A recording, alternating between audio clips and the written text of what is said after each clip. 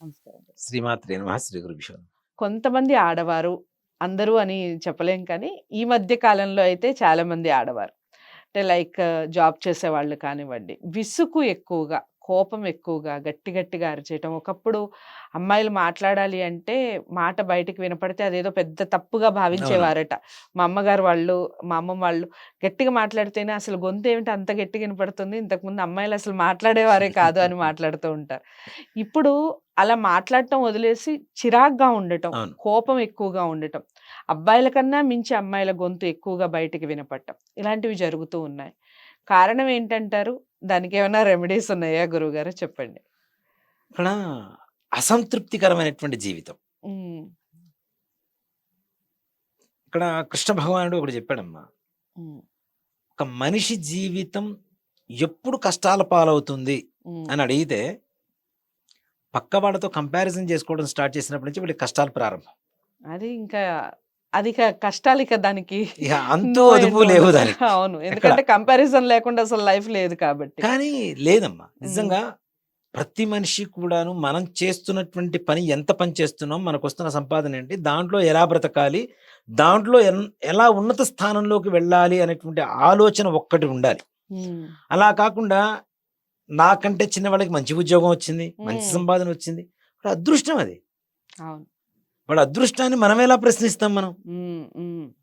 కాబట్టి కంపారిజన్ అనేది ఫస్ట్ మొట్టమొదటిగా మానుకోండి. హ్మ్. మానుకోవటం వల్ల సంతృప్తి అనేది అక్కడ మానవ స్టార్ట్ జీవితంలో అవుతుంది. చాలా చాలా చాలా బావుంటుంది. ఇంపార్టెంట్ అది. హ్మ్. ఇప్పుడు మన తర్వాత వచ్చినటువంటి వాళ్ళు ముందుకు వెళ్తున్నారు అంటే ఒకటి గుర్తుపెట్టుకోండి.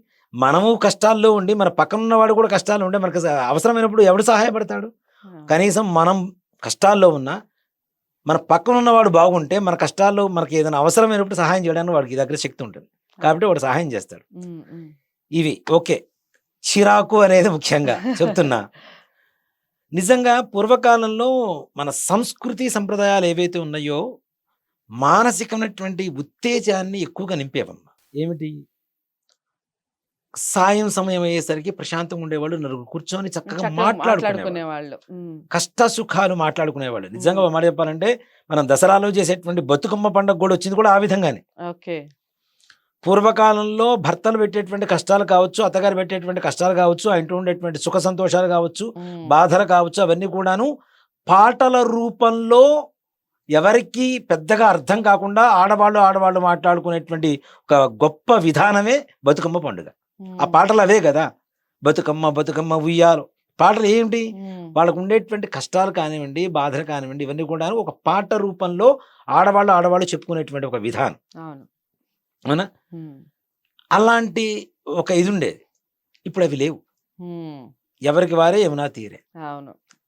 మార్నింగు భర్తకి మార్నింగ్ షిఫ్ట్ ఉంటుంది. భార్యకి నైట్ షిఫ్ట్ ఉంటుంది. హ్మ్. వాళ్ళిద్దరూ కలిసి కూర్చొని మాట్లాడుకునేటువంటి అక్కడే అవకాశమే మొదలవుతుందసలు గొడవ. లేదు. ఇద్దరు కలిసి కూర్చొని హ్మ్. మాట్లాడుకునేటువంటి హ్మ్. అవకాశం ఉంటల్లా. హ్మ్. శనివారం, ఆదివారం. ఈ శని, ఆదివారాలు కూడా నిద్రకి ఎక్కువగా ప్రాధాన్యత. రెస్ట్. అవును. హ్మ్. ఇవైపోతే సాయంత్రం బయటికి వెళ్తారు. పిల్లలతోనే హ్మ్. ఎవరో ఇంటికెళ్తారు. అలా కాకుండా మీ ఇద్దరు ఇంట్లో కూర్చొని మాట్లాడుకోండి. ఫస్ట్ ప్రశాంతంగా ఉంటుంది మీకు. హ్మ్. వీటన్నిటితో పాటు మన శాస్త్ర సంప్రదాయం ఏం చెబుతుంది అంటే, ఎప్పుడైతే మనం స్నానం చెయ్యకుండా, ముఖం కడుక్కోకుండా, పొయ్యి దగ్గరికి వెళ్ళి వంటలు చేసుకొని, కాఫీలు పెట్టుకొని, కావలసినవంటి వండుకొని, అంతా అయిపోయిన తర్వాత బట్టలు మొత్తం ఉతికిన తర్వాత స్నానం చేయక ముందు చేసినవి ఏవైతే తింటున్నామో అక్కడే సగం చిరాకనేది స్టార్ట్ అవుతుంది. అది మనకు హ్మ్. తెలియట్లా. హ్మ్. హ్మ్. మన మా పని మొత్తం అయిపోయింది. ఇప్పుడు నేను ఫ్రెష్‌గా అయిపోయాను. ఫ్రెష్‌గా ఉంటాను. ఇప్పుడు తింటున్నాను అంటే, నువ్వు శారీరకంగా, మానసికంగా ఫ్రెష్‌గా ఉండొచ్చేమో. నువ్వు వండిన వంటలు మాత్రం ఫ్రెష్‌గా కావు. ఓకే. ఒంటి మీద ఉన్నటువంటి క్రిమికీటకాలు రాత్రి పడుకున్నటువంటి దుస్తులు రాత్రి వస్త్రాలు ఏవైతే ఉంటాయో, అవే వస్త్రాల మీద వంట చేయటం వల్ల క్రిమికీటకాలు మొత్తం ఆ వంటలోకెళ్ళిపోతే, ఆ ఫుడ్ తింటే నీకేముంటుంది ఆరోగ్యంగా? హ్మ్. ఆరోగ్యం ఏంటి? మానసిక సంతృప్తిని కూడా ఆరోగ్యం ఇస్తూనే ఉంటుంది గదా! తప్పనిసరి ఫుడ్ గూడా ఇస్తూనే ఉంటుంది గదా! హ్మ్. హ్మ్. ఇప్పుడు మనం అన్నం తింటాం. కాసేపు పడుకున్న తర్వాత పరిపూర్ణమైనటువంటి ఒక ముఖంలో ఒక వర్చస్సులాగా వస్తూ ఉంటుంది. అవునా? ఇలాంటి ఫుడ్ తినటం వల్ల గూడా హెల్త్ ప్రాబ్లమ్స్ వస్తాయి. మానసికమైనటువంటి అస్థిమితతలు పెరుగుతూ ఉంటాయి. ఓకే. ఇల్లు చిమ్మరు కనీసం. హ్మ్. చిమ్మకుండా ఫస్ట్ లేవగానే కాఫీ కాఫీ. పెట్టుకోవాలి, తాగాలి. ఆ తర్వాత బ్రష్ నోట్లోనే ఉంటుంది. వంట చేస్తూనే ఉంటారు. హ్మ్. హ్మ్. మరి అసలు దంతధావనం చేయడం అనేదే ఒకే ప్రదేశంలో నిలబడి చెయ్యమని చెప్తోంది శాస్త్రం. ఉమ్, దేనికంటే రాత్రి తిన్నటువంటి ఆహారం ఏదైతే ఉంటుందో ఉదయానికల్లా అది విషపూరితంగా మారుతుంది, విషంగా మారుతుంది. అది రైట్. ఏ విధంగా బయటకు వస్తుంటే లాలాజల రూపంలో బయటకు వస్తుంది. మనం ఉమ్, అటు ఇటు తిరుగుతూ బ్రష్ చేస్తుంటారు చూడండి, అలా అలా ఉమ్మి ఎక్కడైతే పడుతుందో, లాలాజలం ఎక్కడైతే పడుతుందో అక్కడ కింద ఉన్నటువంటి చీమలు, దోమలు, ఇట్లాంటివి సూక్ష్మక్రిములు ఏవైతే ఉంటాయో, సూక్ష్మ జీవులు, ఉమ్, వాటికి ప్రాణహాని జరుగుతుంది. ప్రాణహాని జరగడం చేయటం కూడా మహాపాపం కాబట్టి ఒకే చోట నిలబడి దంతధావనం చేయమని శాస్త్రం చెబుతాం. ఓకే. అలా కాకుండా బ్రష్ నోట్లో పెట్టుకొని అటు ఇటు తిరుగుతూ మనం వంటలు చేస్తూ కొంతమంది ఉంటే అసలు ఇల్లంతా తిరుగుతారు తిరుగుతూనే బ్రష్. ఉంటారు, వంట చేస్తూనే ఉంటారు. ఏదో అవును. అట్లాంటి వాటి వల్ల చికాకులు రాక ఇంకేం చేస్తే రైట్. చెప్పండి. ఉమ్, అవునా?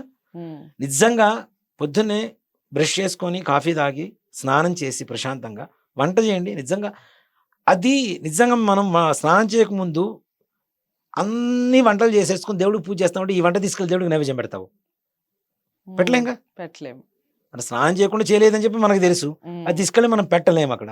ఉమ్, భగవంతుడిచ్చేటువంటి ప్రతి ముద్ద, ప్రతి మెతుకు పరమేశ్వరుడు అనుగ్రహం అయినా సరే ఉమ్, ఆయనకి చూపించి మనం తినటం అనేది మన సంప్రదాయం అవుతున్నప్పుడు ఉమ్, మనం చేసేటువంటి అంటే అన్నం పరబ్రహ్మ స్వరూపం అని చెబుతున్నాం. ఉమ్, అగ్ని మనకి ప్రత్యక్షంగా నిజంగా ఆడవాళ్ళు ఏదైనా హోమం చేసినప్పుడు చూడండి, కర్పూరంతో ఆడవాళ్ళనే హోమం వెలిగించమని చెబుతారు మొట్టమొదటిగా. ఉమ్, దేనికి? వాళ్ళ ఆడవాళ్ళ చేతిలో అగ్ని ఉంటుంది, అగ్ని దేవుడు ఉంటున్నాడు. ఉమ్, అగ్ని ఎట్లా ఉంటాడు? ప్రొద్దునే వంట చేసేది మీరే కాబట్టి అగ్ని మీతోనే ప్రారంభం అవుతుంది. రైట్.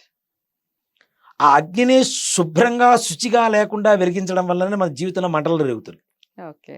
ఓ మాట చెప్పానంటే, ఉమ్, ఉమ్, సో అగ్నిదేవుడు ప్రత్యక్షంగా నిజంగా మనం స్నానం చేసి ప్రతినిత్యం అన్నం వండిన తర్వాత ఒక 5 మెతుకులు తీసుకొని కొద్దిగా నెయ్యి వేసి ఆ పొయ్యి మీదనే వేయండి.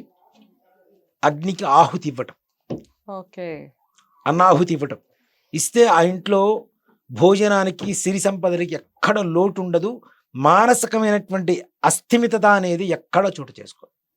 నైస్. ఇది కూడా చాలా మందికి తెలియదు.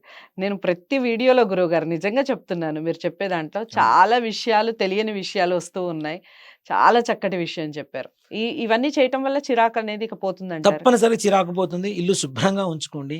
ఉతికిన బట్టలు వేరుగా ఉంచుకోండి, విడిచిన బట్టలు వేరుగా ఉంచుకోండి. హ్మ్. అవి తాకాల్సి వచ్చినప్పుడు తప్పనిసరిగా బట్టలు కూడా ఉతికిన తర్వాత మరలా స్నానం చేయండి ప్రశాంతంగా. హ్మ్. స్నానం హ్మ్. చేసి అంటే ఏదైనా శుచి, శుభ్రత మన ఒంటి మీద ఉన్నది ఏదైతే ఉంటుందో నిజంగా చూడండి, కొత్త బట్టలేసుకున్నప్పుడు ప్రతి మనిషిలో ఒక వర్చస్సు తేజస్సు కలుగుతుంది. అవునవును. హ్యాపీగా ఉంటారు. మామూలుగా 10 సార్లు వేసుకుని 11వ సారి వేసుకున్నప్పుడు ఆ ఉత్సాహం ఉండదు. అవును. అవునా? హ్మ్. మరి కొత్త బట్టలేసుకున్నప్పుడు మనసు ఉత్సాహం కలుగుతున్నప్పుడు హ్మ్. రోజు శరీరానికి కావాల్సినటువంటి, మనసుకు కావాల్సినటువంటి ఉత్సాహాన్ని శరీరం ఇస్తుందని నమ్మాల్సిందే కదా! హ్మ్. ఇక్కడ ఒక చిన్న జోక్ చెప్తాను గురువుగారు. అమ్మ. నేను అంటే నా ఎక్స్‌పీరియన్స్‌లో ఒకటేమిటంటే నాకేదైనా చిరాకు అనిపించినప్పుడు షాపింగ్‌కెళ్ళాలనిపిస్తుంది.